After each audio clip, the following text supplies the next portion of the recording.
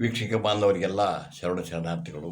ನಾನು ಸಂಗೇ ಸ್ವಾಮಿ ಮಹಾಶಿವಯೋಗಿ ಶಿವಪ್ಪಯ್ಯನವರ ಆಶ್ರಮ ಧಾರವಾಡದಿಂದ ಮಾತಾಡ್ತಾ ಇದ್ದೀನಿ. ಇವತ್ತಿನ ವಿಷಯ ಏನಪ್ಪ ಅಂದ್ರೆ ಶೀತ, ನೆಗಡಿ, ಕಫ, ಗಂಟ್ಲು ಕಿರಿಕಿರಿ ಮಾಡ್ತಿರ್ತೈತಿ, ಕೆಮ್ಮು ಇರ್ತೈತಿ, ಗಂಟ್ಲು ಕಿರಿಕಿರಿ ಮಾಡ್ತಿರ್ತೈತಿ, ಕೆಮ್ಮುತ್ತಿರ್ತಾರೆ. ಅದಕ್ಕೆ ಮುಕ್ತಿ ನೀಡೋಕೆ ಒಂದು ದಿವ್ಯವಾದಂಥ ಮನೆ ಮದ್ದು ಐತಿ, ನಿಮಗೆ ಹೇಳ್ತೀನಿ ನಾನು.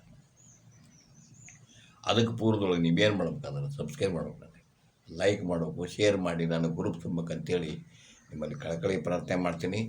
ಮತ್ತು ನಮ್ಮ ಆಶ್ರಮದ ಮೂಲ ಉದ್ದೇಶ ಏನಪ್ಪ ಅಂದರೆ ನಿಮಗೆ ನೀವೇ ವೈದ್ಯರಾಗಬೇಕು, ನಿಮ್ಮ ಅಡುಗೆ ಮನೆ ನಿಮ್ಮ ಔಷಧಾಲಯ ಆಗಬೇಕು ಅನ್ನೋದು ನಮ್ಮ ಆಶ್ರಮದ ಮೂಲ ಉದ್ದೇಶ ಏನ್ರಿ.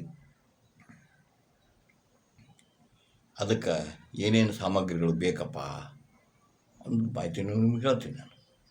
ಏನು ಹಸಿ ಶುಂಠಿ ರಸ 2 ಟೇಬಲ್ ಚಮಚೆ ಹಸಿ ಶುಂಠಿ ರಸ. ಅಲ್ಲ ಅಂತಾರೆ ಉತ್ತರ ಕರ್ನಾಟಕ ಕಡೆ, ಅಲ್ಲ ಅಂತಾರೆ ದಕ್ಷಿಣ ಕರ್ನಾಟಕ ಕಡೆ ಹಸಿ ಶುಂಠಿ ಅಂತಾರೆ. ಆ ರಸ 2 ಟೇಬಲ್ ಚಮಚೆ ಬೇಕು. ಬಾದಾಮು 4-5 ಬಾದಾಮು ಸಿಗ್ತಾವಲ್ಲ, ಬಾದಾಮು 4-5. ಸಾವಯವ ಬೆಲ್ಲ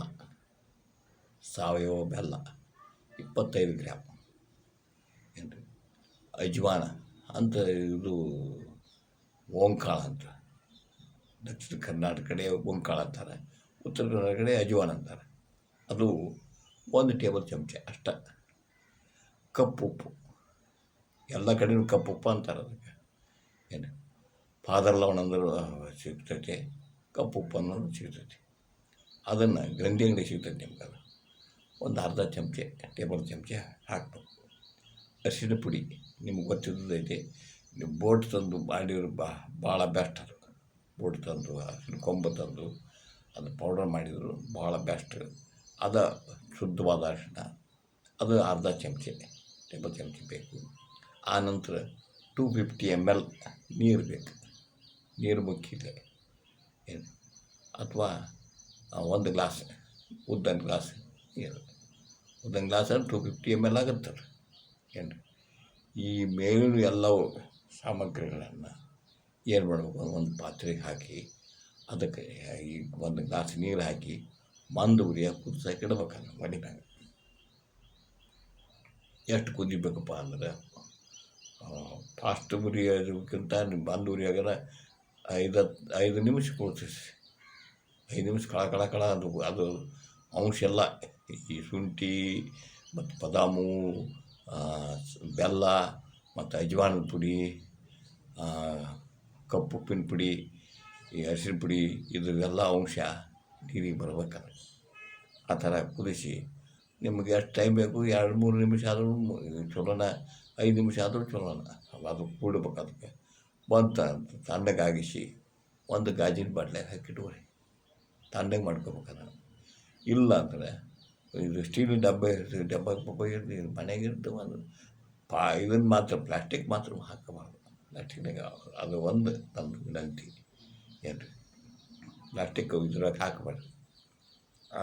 ಆ ಥರ ಮಾಡಿ ಮಕ್ಕಳು ಕೆಮ್ಮು ಬರ್ತಿದ್ದೆ ಅಂದ್ರೆ, ಮಕ್ಕಳಾದ್ರೆ ಏನು ರೀ, ಅವ್ರಿಗೆ ಕಾಲು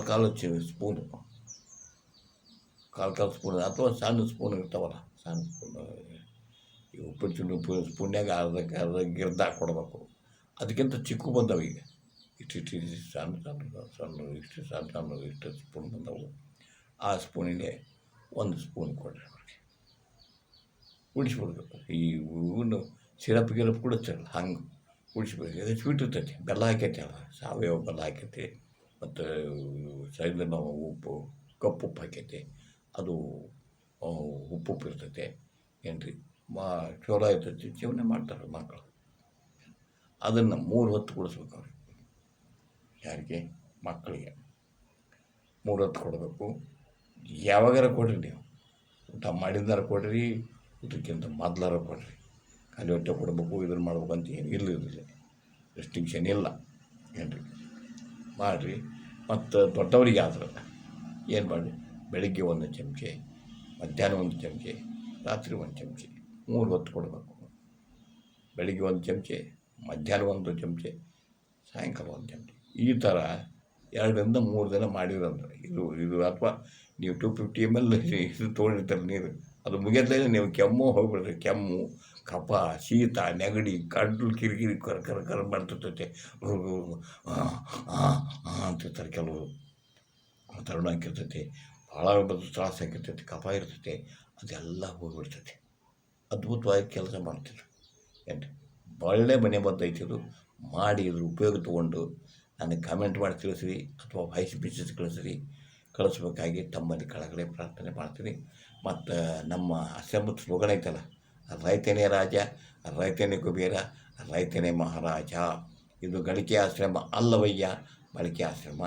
ಮತ್ತಿದ್ದದ ಮಾಹಿತಿ ತೊಗೊಂಡು ಬಿಟ್ಟೇಕಿನಿ. ಅಲ್ಲಿವರೆಗೂ ನನ್ನ ಶರಣಾರ್ಥಿಗಳು.